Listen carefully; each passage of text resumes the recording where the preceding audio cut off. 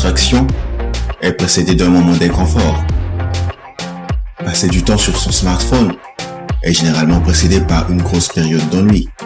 Des pâtes, des burgers et pizzas sont généralement précédés par une période de stress. D'après Nir Eyal, le moyen le plus efficace pour échapper à la distraction, c'est de gérer les urgences inconfortables qui mènent à la distraction. C'est comme une vague. La vague commence petit à petit pour s'agrandir après. Et c'est pareil pour tes distractions. Et c'est pareil avec ton smartphone. Ça commence petit à petit et puis tu te fais absorber. Alors lorsqu'on a envie de se distraire sur son smartphone ou manger des chips, on peut juste s'imaginer comme un surfeur sur une vague. Une étude de 7 jours a montré que les fumeurs qui ont pratiqué le surfing d'urgence ont réduit leur dépendance à la cigarette de plus de 37%. Si je me vois en train de me distraire sur mon smartphone, je me dis que j'ai le droit de le faire, mais pas plus de 10 minutes. Cette technique peut vraiment aider n'importe qui de se sortir de n'importe quel type de distraction. Ça peut être lorsque je fais des recherches sur internet ou regarde des vidéos YouTube. Ça peut être lorsque je veux manger des barres de chocolat ou regarder un film sur Netflix. Si le surfing d'urgence pour 10 minutes semble très compliqué pour toi, essaie une autre méthode scientifiquement prouvée. Imagine-toi devant un cours d'eau. Tu vois des feuilles qui tombent et qui s'écoulent.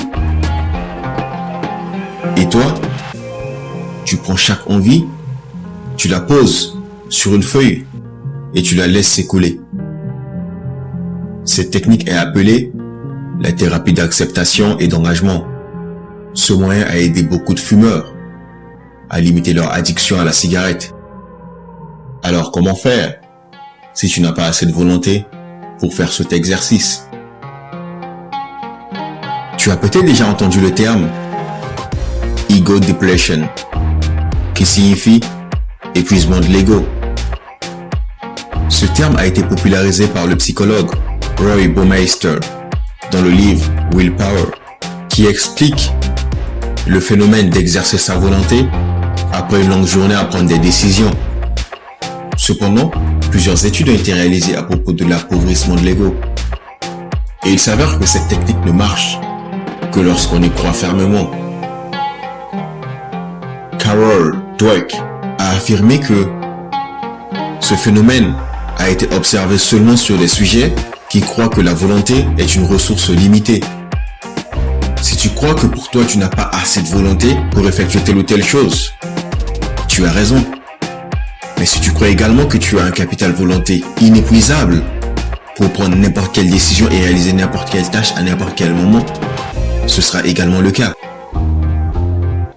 La volonté, tout comme la joie, est quelque chose que tu peux déclencher à n'importe quel moment de ta journée. Et si tu crois également que chaque tentative de distraction que tu as, c'est l'occasion pour toi de muscler ton mindset, de devenir plus solide et résister aux tentations, tu auras de la volonté pour surmonter ces tentations à n'importe quel moment de la journée. Nir Eyal parle de 3 choses à considérer pour surmonter les tentations. L'effort.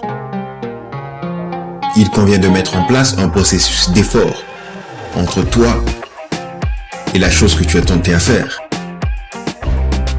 Par exemple, le récipient à verrouillage temporaire, où tu peux y installer les aliments que tu as l'habitude de manger et que tu sais que c'est pas très bien pour ton corps.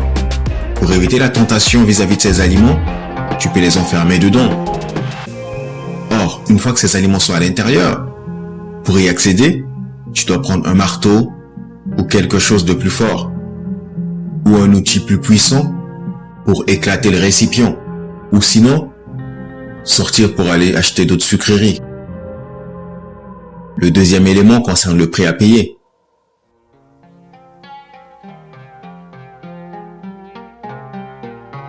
Dis à tes amis que si tu manges encore une autre barre de chocolat, tu vas brûler un billet de 1000 €. Dis à tes amis que si tu passes plus d'heures sur tel ou tel réseau social, tu vas également brûler un billet de 1000 €. Et le troisième élément, c'est celui d'identité. Il convient de dire au monde qui tu es et qu'est-ce que tu ne fais pas. Souviens-toi que toute distraction est précédée par une période d'inconfort. Si tu trouves hard d'éliminer la distraction totalement, utilise la règle de 10 minutes. Donne-toi le droit, mais pour pas plus de 10 minutes. Utilise également les 3 pactes que propose Nir Eyal, celui de l'effort, celui du prix à payer et celui de l'identité.